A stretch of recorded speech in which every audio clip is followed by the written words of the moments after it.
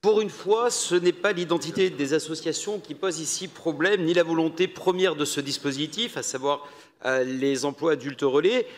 Donc, des aides pour des personnes à se réinsérer par le marché de l'emploi en accomplissant des missions dans des quartiers prioritaires.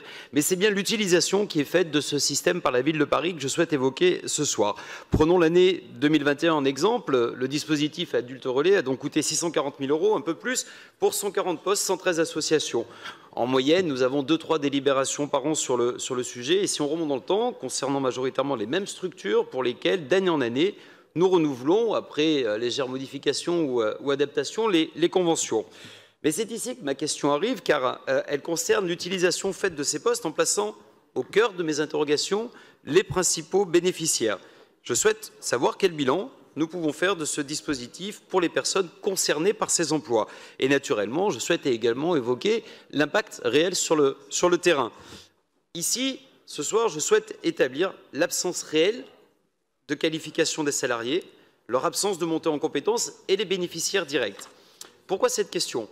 Tout simplement, et nous le savons, parce que les associations sont d'assez mauvais employeurs au final, et notamment en termes de reconnaissance du travail. Je parle d'un point de vue technique des fiches de poste, de compétences, de formation, de nature du métier. Alors, la salarisation et la professionnalisation sont deux processus totalement distincts qui relèvent chacun de logiques et de modalités différentes qui peuvent varier selon le contexte, et ils sont nombreux, comme nous le savons, dans le domaine associatif.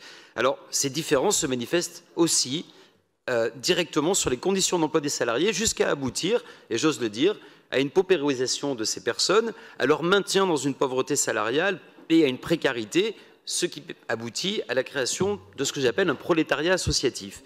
Alors, de la pensée que vous sombrez dans le clientélisme afin de salarier un public qui vous sera reconnaissant le jour de l'élection, évidemment, je n'ose pas y penser.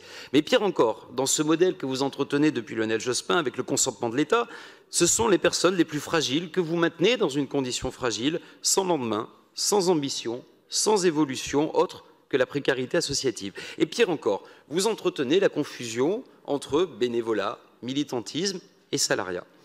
Trop de jeunes aujourd'hui, et notamment dans le 18e arrondissement, n'ont que pour horizon de toucher des subventions, de trouver des jobs subventionnés lorsque vous sous-traitez les missions de service public de la ville à ces mêmes associations.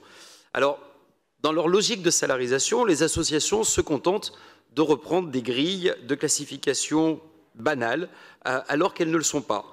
Même si elles manifestent des velléités de se professionnaliser, les associations restent intégralement gérées par des bénévoles et trop souvent des profils qui sont éloignés de gestion prévisionnelle des emplois et des compétences ou simplement de ressources humaines. Et je pense que si nous visions la réinsertion par l'emploi, action plus que louable, encore une fois, cela ne se fait pas dans le flou. La fonction employeur est ainsi souvent nouvelle pour les associations et pour la manière dont elles sont organisées. Je parle des conditions de travail, je parle des niveaux de rémunération, je parle de droits reconnus aux salariés qui peuvent être l'objet de disparités beaucoup trop importantes à mon avis. Cette tendance amène ainsi à une professionnalisation du bénévolat pour lequel nous pouvons parler de travailleurs abstraits. C'est un terme marxiste que j'espère que la gauche de l'hémicycle retiendra et reconnaîtra. Les salariés réalisent dans l'association, pourquoi j'utilise ce terme? Parce que dans l'association, ce sont des tâches dont la qualification n'est pas ou peu reconnue. Seul importe le résultat de son action. Ses qualités, les aspirations personnelles du salarié ne sont pas du tout essentielles.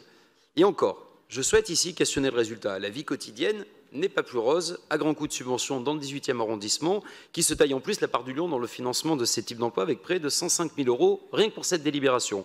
Alors ainsi, dissocier les processus de salarisation et de professionnalisation nous permet de comprendre pourquoi les tentatives de professionnaliser l'activité associative ne débouchent pas forcément sur une meilleure reconnaissance du travail effectué en leur sein. Et ceci, je le répète, s'exécute au détriment des salariés. C'est là le rôle de la puissance publique, c'est notre rôle en tant que ville, mais aussi en tant qu'État qui finance ces contrats sans se questionner sur leur réel bilan.